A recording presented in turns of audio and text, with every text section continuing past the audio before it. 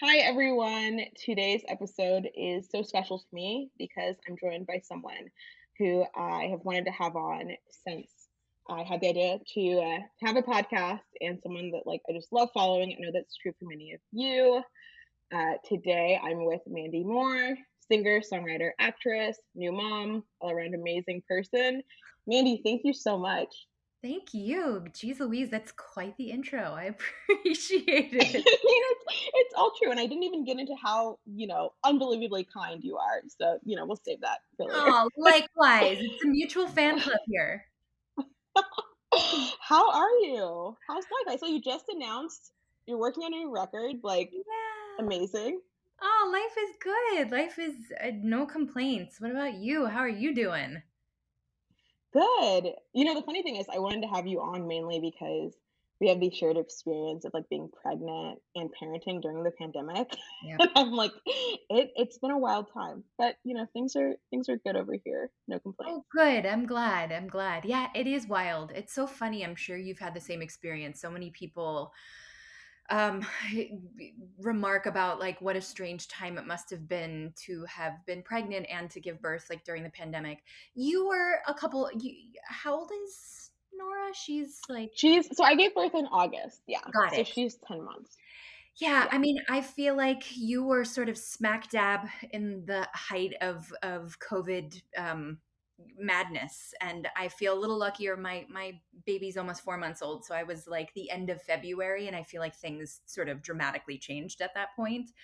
I was actually just Yeah, looking calm back down at a little. some of your pictures from when you were in the hospital, and I think your parents were there, and they were like fully garbed up and like like surgeons like gloves and masks and the whole 9 yards, and, although I couldn't have anybody, like, come and Right. visit me in the hospital, it felt when I got home and I had, like, my parents and friends and stuff come through, everyone was wearing a mask, but, like, it felt dramatically different even in that, like, 6, 7-month span of time. And I love how much of the journey you've chronicled and just shared, Mhm. because it can feel very lonely. I mean, I guess parenting in general, It does. especially with everything we've got going on, in the world right now. Yeah. I mean, I love being able to share bits and parts of my life on social media. It's great, and it does feel.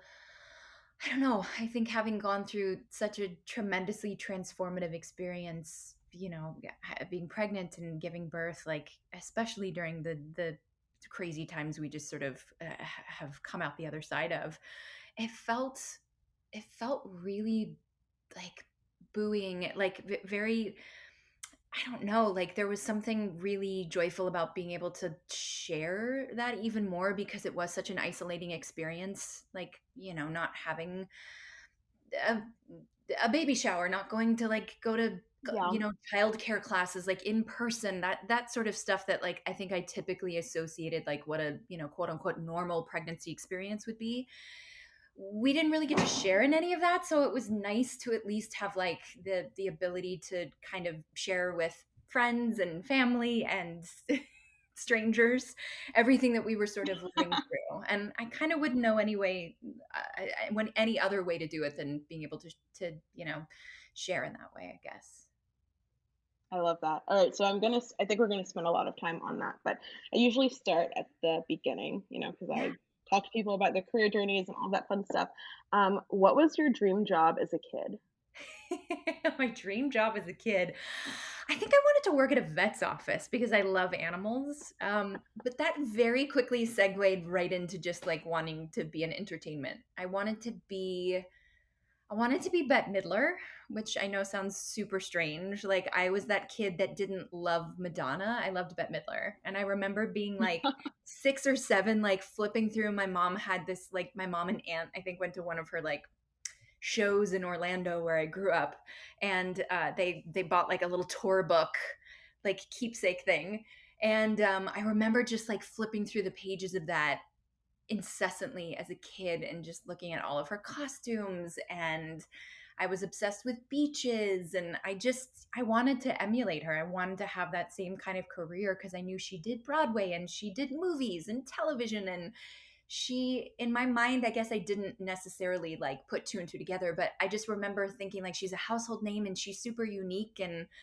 I guess, did it on her own terms. And I really gravitated towards that sort of brand, I guess, of being an entertainer, kind of doing a little bit of everything. So that was my dream job as a kid, being Bette Midler, getting to do a little bit of everything that she was lucky enough to get to do. But you got, I mean, so your career's not over, so I'm not going to pigeonhole you, but you've gotten pretty close with balancing, a lot of different Yeah. things. I mean, I feel like I've tried my hand at quite a few things that she gets to do for sure. But I've yeah, I haven't done the Vegas show yet. I'm not really sure that's in the cards for me or something I'd really want to do. But There's still um, time. yeah, there's time. There's time to work up to like the Vegas residency.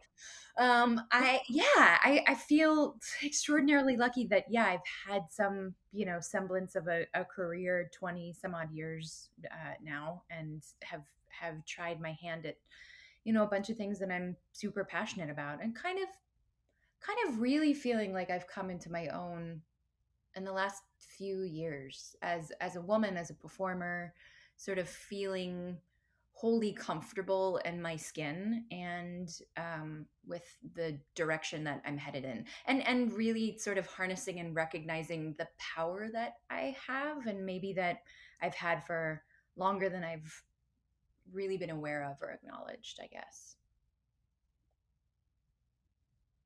That's so good.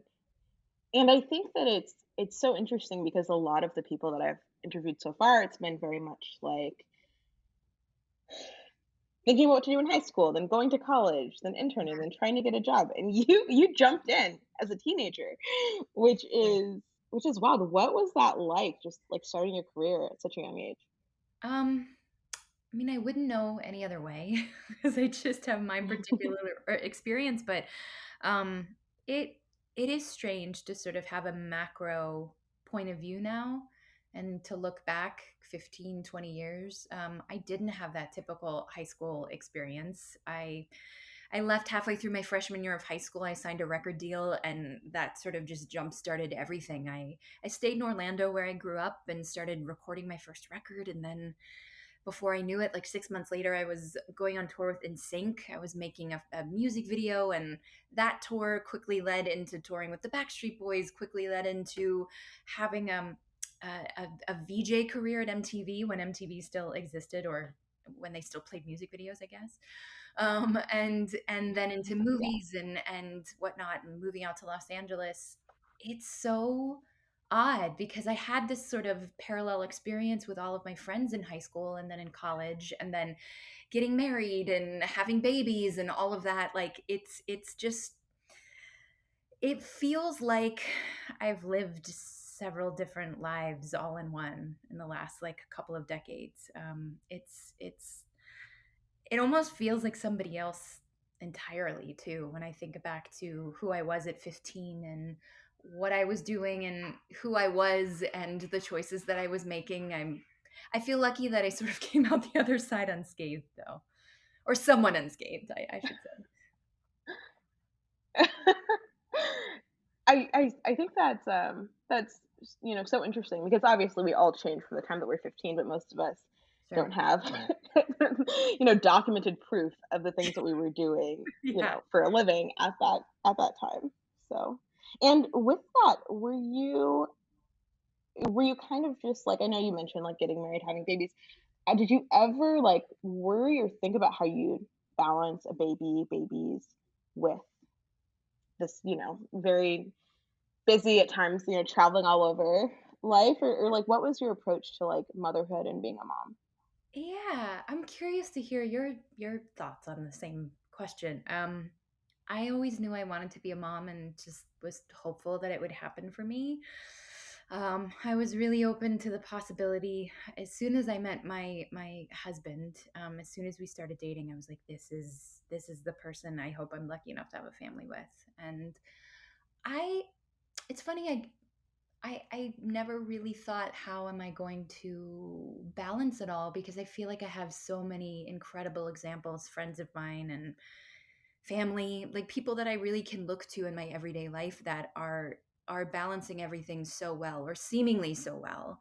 Um, I mean, I'm not sure if I believe that you can quote unquote have it all. Like, I definitely believe there have to be compromises in Hmm. life, and um, life never will look the same in the most beautiful way. I mean, you know, you're living through it right now. It's like it is such a drastic change in perception, in reality. Like, just nothing resembles what it used to even just a few months ago, in only the best ways, but it's still jarring. But again, I think because I had these examples of women that were um, entrepreneurs, that were their not their entire identity, but part of who they were was really wrapped up in what they did in a beautiful way. And I just felt like, I'll get there and I'll figure it out. And I think I've been surprised that in the beginning, I'm still very much in the beginning, but I'm like 3.5, almost 4 months down the road now of being a mom. And I think I sort of had to transition back into work fairly quickly after he came. And it's only now that I've had like a little bit of time to sort of settle into my bones and into my life and really sort of collect myself, that whew, I'm gonna get emotional.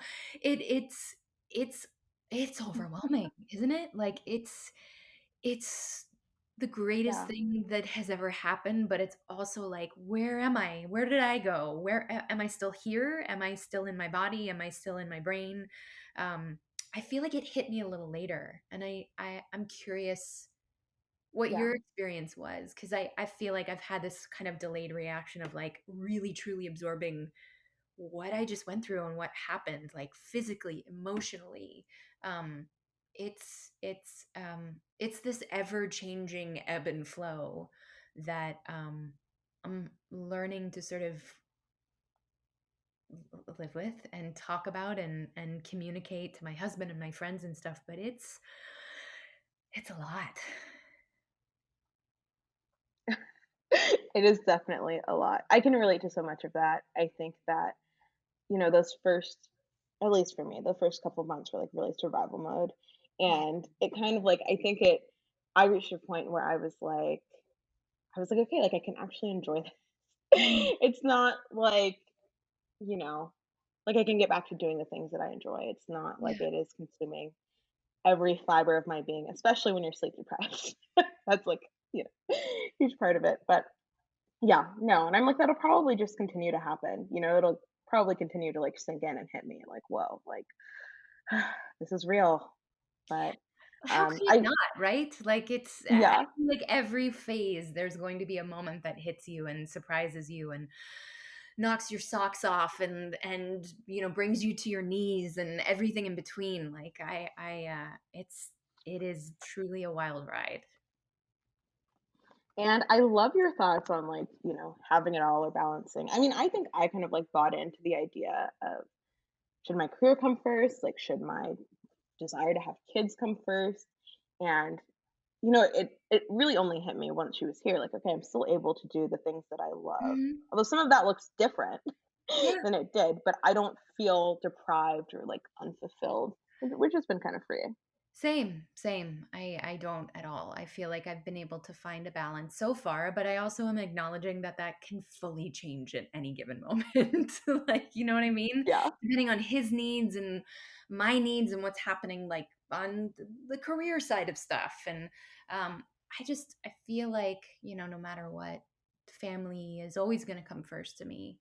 But I knew that going in as well. It's like my husband and my relationship was more important to me than anything. And I kind of knew that, like, when Gus came along, it would be more of the same, like nothing would sort of lead me to prioritize anything any differently, I guess.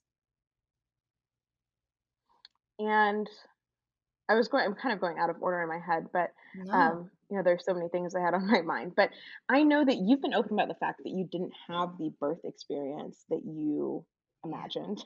Yeah. more desired. And I feel like that's also something that like I kind of had to wrestle with. I had an emergency C-section, and Yeah. I was tempted to like unfollow people who posted about like their beautiful, not easy because nothing's easy, but not filled with panic or medical intervention Yeah. um, births. So yeah, that's also something. I mean, have you kind of like processed that, or like, or just like, what are your thoughts? Yeah, I'm curious your thoughts too. I think I'm still in the process of processing it, and I think I will for a while. It's Yeah. funny, I was talking to my husband yesterday on a walk, and we were talking about, doing it again at some point, and hopefully that's what's in the cards for us to expand our family. And I was like, there's part of me that really wants to have another shot at, having the birth that I imagined, which is ridiculous on every level because it's never going to be what you imagined, and it's never going to Totally. be whatever expectation you go in with. And it's like, hello, did I not learn my lesson? And I wouldn't change anything about Gus's birth. Hmm.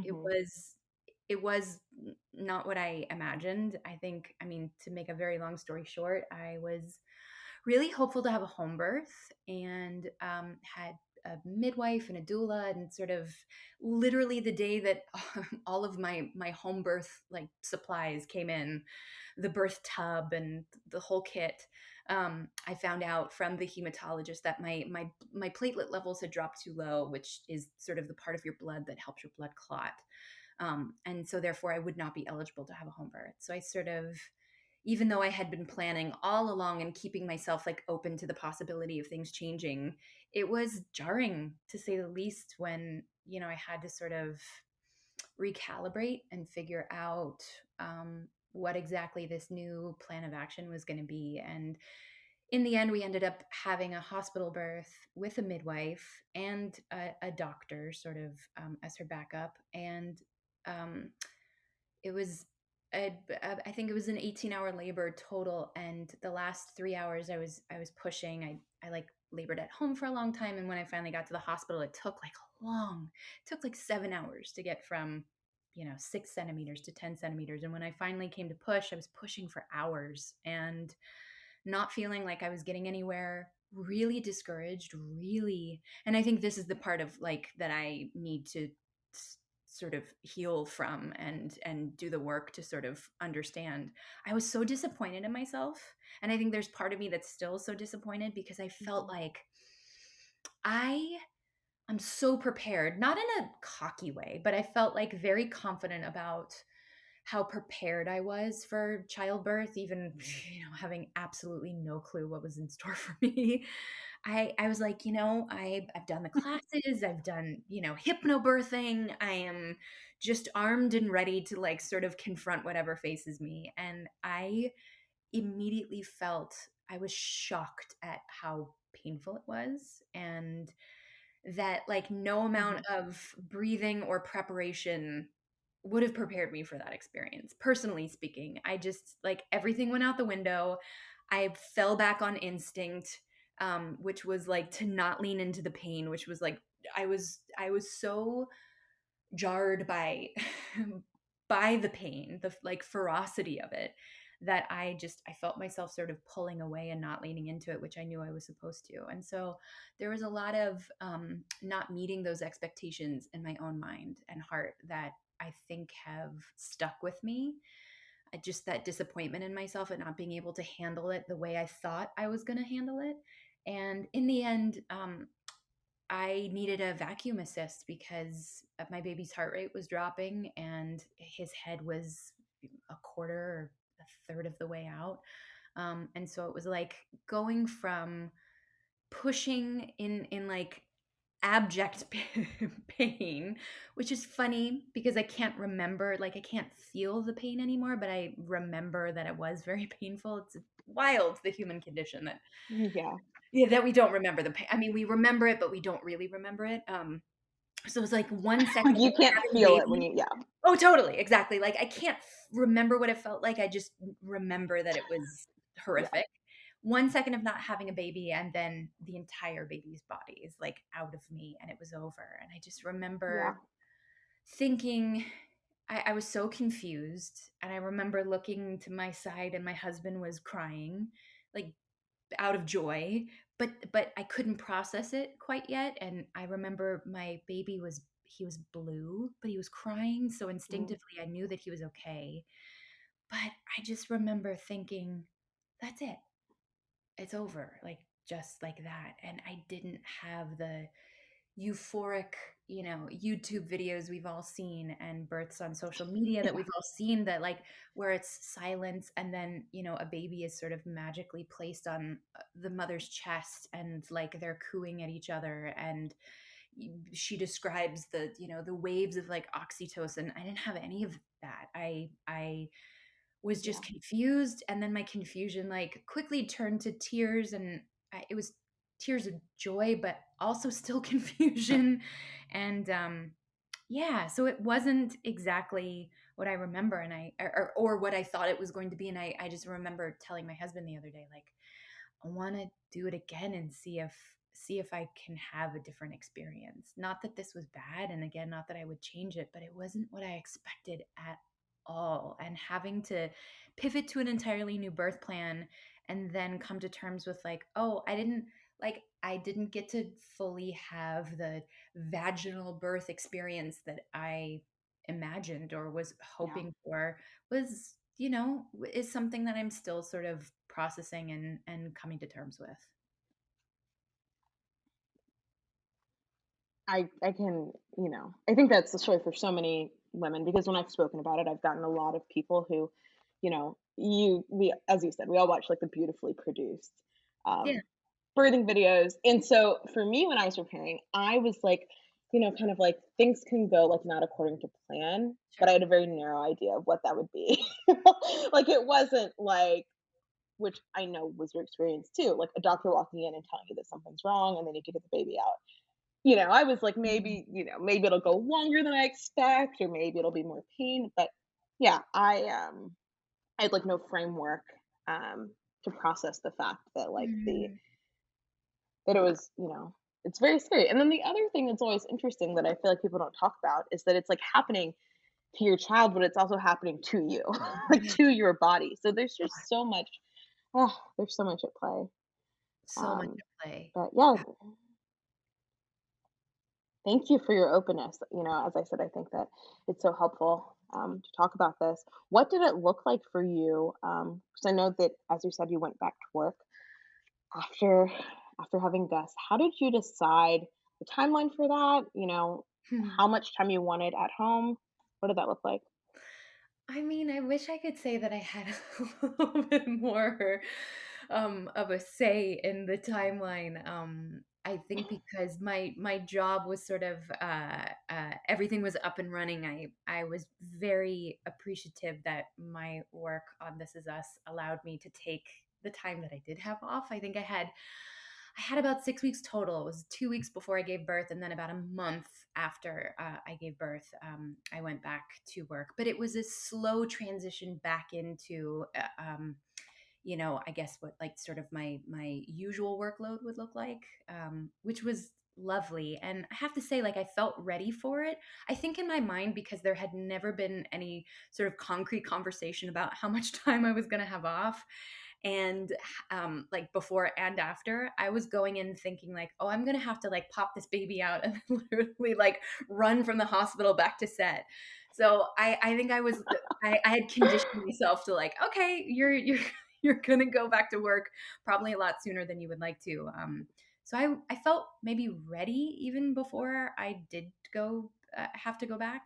Um, but it was nice because I also knew in my mind like, oh, I'll have 6 weeks or 2 months of work, and then I'll be able to have a nice chunk of time off, which is what we're sort of in the middle of right now, and be able to spend more time with my family and have a bit more of a control, I guess, over my schedule and how I spend my time. But I feel really lucky that our boss at work, his wife, who is a part of our show too, she's an actor on our show. She just had a baby a year ago, so he's well versed in like everything that that I was sort of going through, and I felt that it always starts from the top down, and so like his understanding, and therefore like everyone else, we're such a family at work that I felt very supported, even in the midst of like being pregnant during COVID and having to work during such oddly unprecedented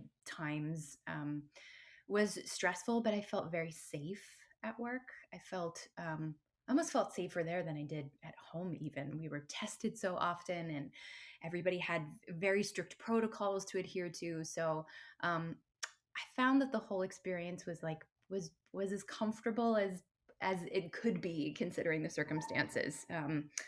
Yeah, but I'm happy to now kind of be taking the lead in terms of how I'm spending my time, and to not necessarily work isn't as much of a priority right now. I mean, it's always fun to do this sort of stuff. I can't really call this work, but it's fun to have yeah, to have the control over my schedule at this point for at least the next couple of months. And I know that I thought it was so cool that you, on Instagram and stories were so like, just like willing to share about the fact that like you're pumping at work and all of these things that people don't think about unless they've had babies, Yeah. making that work. Isn't it just so wild that, in casual conversation, someone's like, hey, oh, you had a baby. Congratulations. How are things? And we're so conditioned to just, like exchange pleasantries and say, like, oh, no, everything's great. Thanks so much. Even though, like, you want to bombard people with like my entire psyche is different, like at a cellular level I am not the same person anymore. Like Yes. I can't even, I don't have enough time in the day to talk about what is different now. But yet we all sort of just like smile and nod and say like, oh no, it's so great. And I just think about like all of the all of the humans on this planet, and that it's wild. Like every person came from a woman going through the experience that we just had, and that's 250,000. There's some crazy statistic that I'm not going to get right, but like 250,000 people are born every day. Like it boggles my mind that we are capable of what we just sort of lived through, and that we just kind of brush it off like, oh yeah, we did that. Anyway, what's for lunch? Yeah. It definitely is mind blowing if you Yeah. give yourself time to think about it. But you play a mom on TV, which is so funny to me. So obviously you've played a mom way before becoming a mom. Like, Yeah. what's that been like? It's strange now, going back to work and having this, sort of newfound perspective. I keep joking that like, okay, we're about to start season 6, and I would love to start from the beginning because I feel like I finally understand what it means to play my character. I've been playing a mom and a Yeah, grandmother for nearly 6 years, and now it's really just hit me having a 3.5 month old. But um, it is funny. It does change everything. I feel, without getting too like heady or in the weeds about it, but it can't help but change the way that I approach my job. I have this new lens on life that I didn't have until 3.5 months ago, and I definitely will be bringing that to the table now in a way that I wasn't able to before. It's really pretty cool. yeah. What's your day to day like when, like as you kind of said, you're on a break now? I just always love hearing. I don't know, like especially with having a baby. Yeah. Some days it's very different from what I pictured. I think that's what I'm trying to get at. Yeah. But yeah, what do you guys do? What's it like? I mean, is there a typical day? I feel like every day is different. It's so That's fair. That's very right. fair. I mean, we're sort of at the point now where we're trying to, loosely adhere to some semblance of a schedule. But, I feel very lucky, knock on wood. We haven't started that 4-month regression just yet, the dreaded regression I keep hearing about. And hopefully hopefully that's not in the cards for us. But um, Gus has been sleeping like 10 to 11 hours every night, and he's going without eating and I'm going without pumping, which is pretty fantastic. So we usually wake up and anywhere between like the 6 and 7 o'clock hour, he is a smiley, happy guy. We eat, we play, we hang out, he naps. It's sort of like, that's the routine for most of the day. He's napping right now, actually. Try to go on a walk or a hike, try to do something self-care wise for myself, whether it is exercising or meditating or I don't know, listening to a record, listening to a podcast, going to the grocery store even feels like a bit of self-care at this point. I've had a facial, which was mind blowing. I'm pretty good about like getting massages. I was getting postpartum massages for the first, like, I'd say 6 weeks to 2 months. I was pretty good about trying to get those every few weeks. And acupuncture. That is like my favorite form of self care at this point. I feel like my back is just all messed up at this point from nursing. I'm just constantly hunched over, so that's been great. So as long as I can get something like that in at least a couple times a week or something, I'm really happy. Hanging out with my husband, I've been writing music and starting to work on another record, and hanging out with some friends now that people are vaccinated and it feels like we're coming out of the woods a little bit and things feel inherently more hopeful. We're looking to travel a little bit this summer, which I'm excited about. I'm but also unbelievably nervous. I was at dinner with some girlfriends last night, and we're all going to be traveling together in a couple of weeks, and it's all of our first time going to be our first flights with our children, which is nerve wracking to say the least. But I'm like, look, Gus, man, you better be good with this because this is going to be a part of your life. Like you are going to travel, whether you like it or not. Right. So yeah, so we're gonna do a little bit of traveling and just enjoy the summer, and then I go back to work at in the beginning of September, I think, just after Labor Day. So that's kind of the plan right now, and like I said, every day unfolds in a way that I didn't expect, but it's so much fun. I think I'm surprised at I don't know. I'm surprised that I'm surprised at how hard it is some days. Some days it's like, oh, he sleeps well, he gets in all of his naps, he's in a fantastic mood, and it makes you feel like you're firing on all cylinders because he's happy and you're happy and you're like, I got this. And then yesterday, like everything fell apart. He had a bit of a stuffy nose Mhm. and I couldn't get him to sleep. My husband couldn't get him to sleep. He didn't like take his usual nap routine. None of that factored in, and it just like I started to fall apart, and I felt like a failure, and I had to have sort of this like come to Jesus moment with my husband. I was like, I don't know how to be mom. I'm not good at this. I thought I would be better at this. Again, Yeah. it's like, and I feel like he's I feel very lucky to have such a great partner in this. I mean, he's been unbelievable. I've never sort of asked for his help. I never asked him like, hey, can you change a diaper? Can you hold him? Like he is there like with me every step of the way, and I very much feel like he's such an involved and participant, um, participatory. I can't talk. Parent in all of this. Being able to You're fine. have being able to have his confidence and that open line of communication in terms of like we're going to continue to feel this way, we're going to continue to feel like we fall on our face and we fail and we just sort of have to pick ourselves back up again and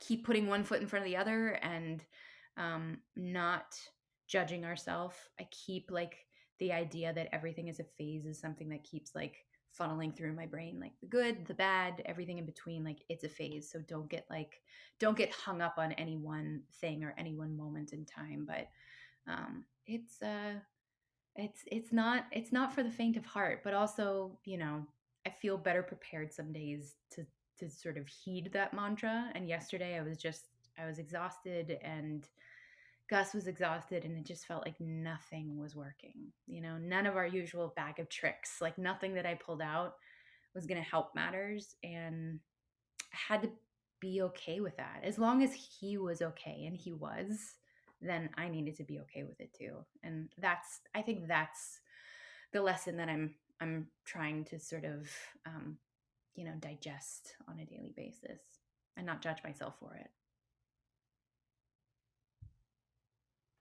I love that you're reminding yourself of that because I actually saw this on Instagram, in a completely unrelated context, but I literally at some points have to be like, I can do hard things and just repeat it to myself. When Yeah. there are those days, I don't know. I guess Gus is young for that, but teething has been has been a journey Mm. for us since the beginning. And it there is a frustration with having with your baby being so upset, and you're doing this, you're doing that, you're feeding, and like, I don't know. I get what you're saying, just, like, not being able to get to the root of it, and it just being really difficult to, like, let that go and accept it. It's hard. I'm Yeah, like, I hope my friends have told me that it gets easier with, like, each baby that you have. So I'm like, "Okay." With the for next, maybe sure. I'll be, like, a little bit, Well, more yeah, it's like resilient. you will have a new perspective, and you'll have like all of that experience under your belt. How could it not be, maybe not easier, but like none of it is necessarily as unknown as it is all of this is Right. for right now. Yeah, definitely more familiar. And it's so funny that you mentioned traveling with a baby because, yeah, we don't have anything concrete planned, but I've, like, been frantically Googling, like what am I gonna do? Am I gonna be that person on a plane where everyone's like, "Why is there a crying baby?" You know? It's like you never think about these things before. It's so stressful. I mean, I can't tell you the number of times I've been on a plane, and your heart breaks for parents. And I want to beat up people that that like roll their eyes, or Right, or make a audibly scene, like yeah. upset, as if anybody can help the situation. The poor child doesn't is upset, and the poor parents, are stressed beyond belief. Like, yeah, it's just it's not a great situation, and yeah, we're all stressed out about it. Yeah. So taking it back a bit, because I know you mentioned this in passing about working while pregnant during a Mhm. pandemic. How was your pregnancy? Just like how did you balance that and work? I feel like you've said before that you were sick, which I been there. really But yeah, like how did that change your? Yeah, I was so sick up until 16 weeks that I was taking Zofran. Um, so I was basically like useless at work. But how did you kind of like give yourself grace with all of that? I feel really lucky that when I was sort of in the throes of being the sickest, I wasn't working. And COVID, I guess the silver lining, in my personal experience of being pregnant during COVID was, for those first, important weeks when you'd have to, I don't know, like make up an excuse as to why you couldn't fulfill certain obligations, or you didn't feel good or something. I didn't have to see anybody. I wasn't faced with any of that because I was home Yeah. on my couch or in my bed. Um, it wasn't until I was feeling exponentially better that I had to go back to work. I think I was already 5 months at that point. But I wasn't on Zofran, but I was sick every day, and I woke up nauseous. I was nauseous all day. I lost 15 pounds in my first trimester. Like I couldn't Mm, eat anything. I couldn't keep anything down. I was like, terrified. I'm like, I thought you were supposed to gain weight while you were pregnant. So that was not that particular juncture was not fun. But once I hit that like 16, 17 week mark, I felt incredible. I had, the trademark energy of the second trimester, and I kind of felt great pretty much throughout until the very end, when things just got like a little more uncomfortable. But even right before I gave birth, I was like, I'm ready to have this baby because he's low and he's sitting right, like his head is like pushing on my pelvis. But I definitely feel like I could have gone. I wasn't in abject pain or anything. So in that sense, yeah. Five hours after I had Gus, I turned to my husband and I was like, I'm ready to do this again, whenever you are. I was so excited. I mean, it must have been, like, definitely the oxytocin coursing through me, but yeah, I was like, Totally. "This was fantastic." Even though I've just been ripped to shreds down there, I'm ready to go Yeah. again. Yeah, there's something that happens, even though I can objectively say, like, wow, it was terrifying and painful. Yeah, within hours, I wanna have 5 kids. Oh, Now I'm like, "Okay, I don't magical. wanna have 5 kids," but in the moment, yeah. And, you're so right about, like, pregnancy during COVID. I feel like that was one of the I don't wanna say benefits of quarantine, but one of the I don't know, like, silver linings Yeah, for me were that, like, there weren't any social obligations, so I didn't really feel like I had to, like, lie to people, sure. um, or miss out. So Yeah, that was kinda nice. absolutely, I know, I'm like, I wonder how it's gonna be the next go around for all of us folks that lived through a pregnancy during this time. Yeah, It's gonna be a different experience altogether, that's for sure. totally. Well, thank you so much for your time. My gosh, of Um, course. this has been wonderful. I there was one thing though that came to mind because um, obviously we connected last summer, with the resurgence of the Black Lives Matter movement, and you've been so vocal on not just on social media, but in general, just about things that are happening in the world, political things that make a difference in our lives. How did you kind of make a conscious decision to just be open about this? Did it come naturally? How have you navigated that?